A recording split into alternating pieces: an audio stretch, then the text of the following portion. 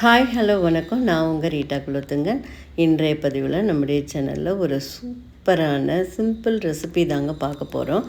வாங்க பார்க்குறதுக்கு முன்னாடி இது வரைக்கும் நம்மளோட சேனலை சப்ஸ்கிரைப் பண்ணாதவங்க சப்ஸ்கிரைப் பண்ணிவிடுங்க. எப்படி சிம்பிளாக பார்க்கலான்றதை பார்க்கலாம் வாங்க. இந்த வீடியோவில் பாருங்கள், ஒரு கிலோ அளவுக்கு நெல்லிக்காய் வாங்கிக்கிட்டேன். நல்லா கழுவி சுத்தம் பண்ணிக்கலாம். உப்பு போட்டு நல்லா ரன்னிங் வாட்டரில் வாஷ் பண்ணிவிடுங்க. ஏன்னா கருப்பு கருப்பாக இருக்கும். நல்லா க்ளீன் பண்ணி தொடச்சி வச்சுருக்கேங்க.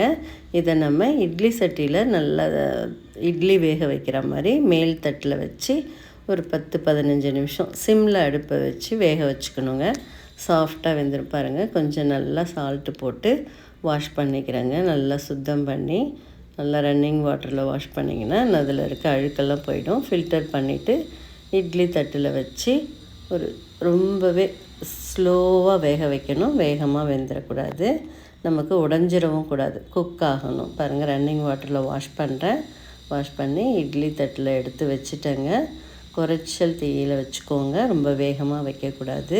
ஒரு 10-15 நிமிஷம் வெந்தால் போதும். முடியிலேருந்து எடுத்துட்டு நல்லா ஒரு பவுலில் போட்டு ஆற வச்சு ஃபோர்க்கால் அங்கங்கே நல்லா ஓட்டை போட்டு விடுங்க. அப்போ தான் நம்ம இனிப்பு சேர்க்குறப்ப ஈஸியாக ஊறிடும். லேசான இளம் சூடில் கொஞ்சமாக சர்க்கரை, சால்ட்டு, நாட்டு சர்க்கரை எல்லாம் போட்டுக்குங்க. போட்டு லைட்டாக ஒரு வானலில் அப்படியே லேசாக கிண்டி விட்டிங்கன்னா உங்களுக்கு அந்த நாட்டு சர்க்கரை அதெல்லாம் சேர்றது ஒரு கேரமல் மாதிரி உருவாகும். அதை நம்ம அழகாக ஒரு பாட்டிலில் ஊற்றிட்டு கொஞ்சமாக ஹனி ஊற்றி ஒரு 1 or 2 வீக்ஸ் ஊறிச்சின்னா அவ்வளோ சூப்பராக நம்ம கடையில் வாங்குகிற மாதிரியே தேன் நெல்லிக்காய் ரெடி ஆகிடுங்க. நல்லா வேணும்னா ஒன்று சாப்பிட்டுக்கலாம். ரொம்பவே உடல் நலத்துக்கு நல்லதுங்க. இது நல்லா ஒரு முடி வளர்ச்சியை தூண்டுது, முடி உதிர்வை தடுக்குது, நமக்கு உடல் எடையை குறைக்க உதவுது. இதில் விட்டமின் சி அதிகம் இருக்குது. நெல்லிக்காய் நம்ம அப்படியே வாஷ் பண்ணி சாப்பிடலாம். ஜூஸ் போட்டிருக்கோம், ஜூஸ் போட்டுக்கலாம்.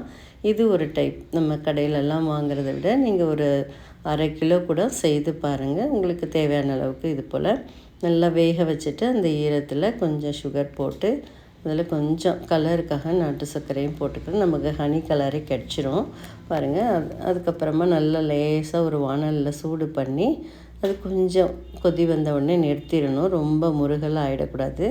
கரைஞ்ச உடனே எடுத்து ஸ்டோர் பண்ணிவிட்டு மேலே கொஞ்சம் ஹனி விட்டு ஒரு 1 or 2 வீக்ஸ் நல்லா அப்படியே ஊறட்டும்னு வச்சுருங்க. எடுத்து நீங்கள் பயன்படுத்திக்கலாங்க.